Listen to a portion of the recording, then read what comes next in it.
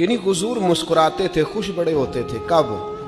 जब एक तरफ अबू बकर सिद्दीक बैठे होते थे, जब एक जानिब सैयदना फारूक आजम बैठे होते, जब सामने मौला अली शेर खुदा और हजरत उस्मान बैठे होते, और जब कंधों पर सैयदना इमाम हसन और हुसैन सवार होते, और जब हजरत बिलाल अजान देते थे, और जब जनाब सलमान फारसी खजूरें तोड़ तोड़ के लाते थे।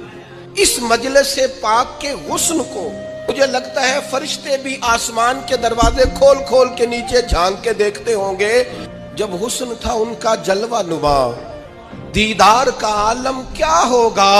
और बिन देखे फिदा है हर कोई, तो बताओ ना दीदार का आलम क्या होगा। और एक सिमत अली, एक सिमत उमर, सिद्दीक इधर, उस्मान उधर, भला इन जगमग जगमग तारों में महताब का आलम क्या होगा।